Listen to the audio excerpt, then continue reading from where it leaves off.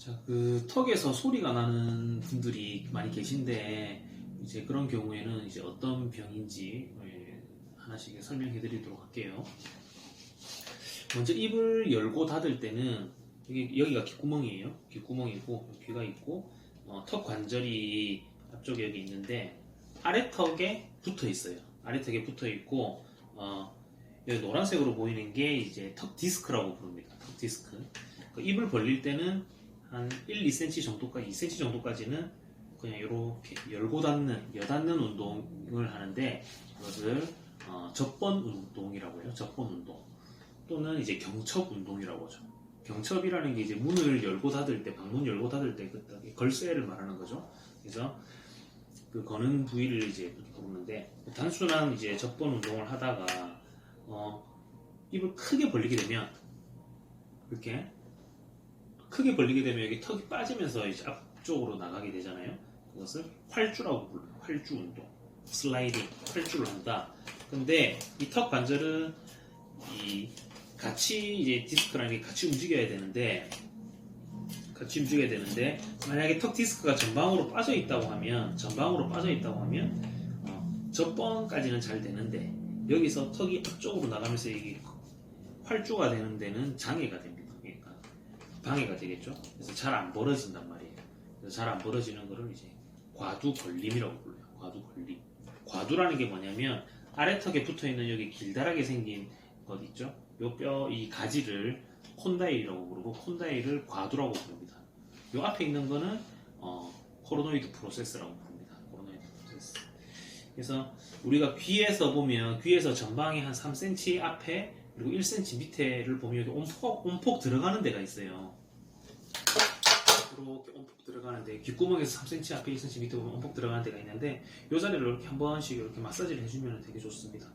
그 자리가 이 턱 디스크가 놓이는 자리고 관절낭이라고 해서 관절낭도 같이 있는 부위고 그리고 이 자리는 이 외측 익돌근이라고 해서 턱 디스크를 잡는 근육도 있어요. 이 자리에. 그래서 한 번씩 이렇게 풀어주는 게 좋습니다. 그런데 아까 전에 제가 이 정복성 관절 원판 변이라고 그 병명을 제가 설명을 해드렸는데, 그거는 이제 디스크가 전방으로 빠졌을 때 그런 거죠. 근데 정복이라는 거는 다시 회복이 된다는 거예요. 다시 원래대로 돌아온다는 뜻이에요. 그러니까 앞쪽으로 빠졌지만 딸깍하고 걸리면서 다시 이렇게 원래대로 돌아오는 거예요. 그러니까 어떻게 예를 들어서 제가 지금 왼쪽이 이 턱 디스크가 앞쪽으로 빠졌다고 생각을 해보면 오른쪽은 정상이잖아요. 그러면 어떻게 되냐? 오른쪽은 정상이니까 정상적으로 앞뒤로 이렇게 움직이겠죠. 근데 왼쪽은 턱 디스크가 앞쪽으로 빠져 있으니까 여기 활주를 할 때, 이 접번에서 활주를 할 때 걸려서 안 간단 말이에요. 그렇게 되니까 왼쪽으로 틀어지게 돼. 입을 벌릴 때 이렇게. 근데 정복이 되면 다시 원래 자리로 돌아오게 됩니다. 그래서 어떻게 되냐면 입을 벌릴 때 이렇게 되는 거죠. 입을 벌릴 때는 왼쪽으로 틀어졌다가 다시 정상적으로 돌아왔다가 닫을 때는 다시 왼쪽으로 걸리게 되죠. 이렇게. 그 다음에 정상으로 돌아올 거예요. 움직임을 이렇게 보이게 되는 거예요. 그게 정복성 관절 원판 변이에요. 그런데 이제 좀 다르게 이게 앞으로 걸려서 이 디스크가 과두보다 앞쪽에 있는 상태에서 걸려서 이제 아예 안 벌어진다고 생각을 해봐요. 이거를 비정복성 관절 원판 변이라고 부르는데, 그렇게 되면 어떻게 되느냐? 왼쪽 같은 경우가 여전히 이제 빠졌어요. 빠졌는데 오른쪽은 정상이야. 그렇게 되면 이렇게 되는 거예요. 입을 벌릴 때 이렇게. 그 다음에 다시 돌아오고 이렇게. 다시 돌아오고.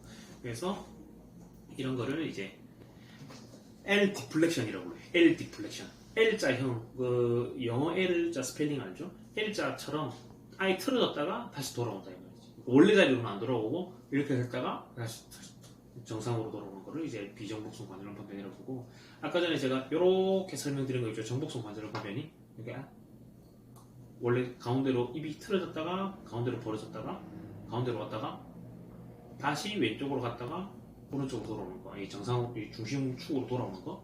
이런 경우에는 이제 S 데비에이션이라고 불러요. S 데비에이션.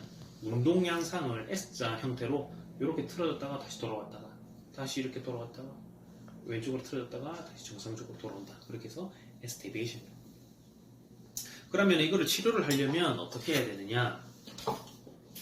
이 앞쪽으로 빠졌으니까 이게 빠진 게 다시 뒤로 돌아올 수 있어야 되겠죠? 다시 뒤로 돌아오려면 어떻게 해야 되겠어요? 요 사이에 거리를 띄워줘야 되겠죠? 이렇게 거리를 띄워줘야 됩니다. 거리를 띄워주는 거는 두 가지 방법이 있어요. 환자분이 스스로 혀끝을 위에 이 치아 앞니 안쪽에 딱 갖다 댄 상태에서 천천히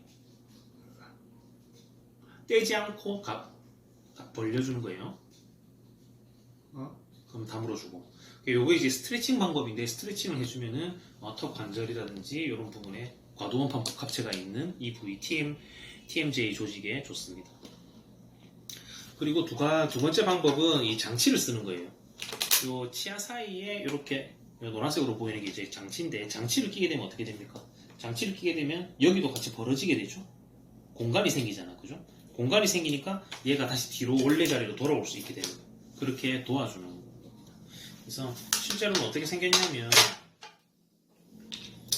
자, 치아가 이렇게 있잖아요. 이렇게 물리게 되겠죠, 그죠? 여기에 대해서 턱이 만약에 불편하시다 그러면은 뭐 위에든 아래든 상관이 없는데 보통은 위에를 낍니다. 이렇게 단단한 저기서 구강 스플린트를 만들거든요. 그래서 이렇게 띄워주는 거죠. 그러면은 치아 사이 공간을 띄우는 거예요. 근데 이 스플린트를 말랑말랑한 거 끼고 이렇게 하시는 분들이 있는데 그렇게 하시면 안 돼요. 왜 그러냐면은 오히려 물렁물렁한 것들이 있으면 이 질겅질겅 씻게 됩니다. 질겅질겅 씻게 되기 때문에 교근을 더 과활성화 시킨다거나 그 다음에 턱 관절에 더 문제를 줄 수가 있어요. 그래서 교합이 변하면 안 되기 때문에, 교합이 변할 수가 있거든요. 그래서 교합이 변하면 안 되기 때문에 단단한 재료로 만드는 거예요. 그리고 교합 안정장치라고 불러요, 이 구강 스플린트를. 그래서 이 물었을 때 균일하게 접촉이 되게끔 만듭니다. 균일한 접촉점이 찍히게끔 그렇게 만들어줘야 돼요. 그렇게 만들게 되고, 그리고 입이 갑자기 안 벌어지는 분들이 있어요. 입이 갑자기 안 벌어지는 분들이 왜 그러냐면 이 턱 관절이 있는 이 부위에서 염증이 생겼을 때 그럴 수가 있거든요. 그래서 염증이 생기면 어떻게 될까요? 염증이 생기면 뒤에가 만약에 염증이 생겼다. 그렇게 되면 턱 디스크를 전방으로 밀어냅니다. 붓기가 생겼으니까 앞으로 밀어내겠죠. 그렇게 되면 입이 아까 전에 이 관절 원판이 전방으로 전이되었단 말이에요. 그렇기 때문에 입이 잘 안 벌어지겠죠. 그거랑 입을 벌리려고 이렇게 이 마찰이 가해지게 되면 여기에서 문제가 생겨서 통증이 이렇게 일어나겠죠, 그죠? 그렇기 때문에 이때 치료 방법은 우선 항생제랑 그 다음에 소염제를 이제 복용을 하도록 합니다.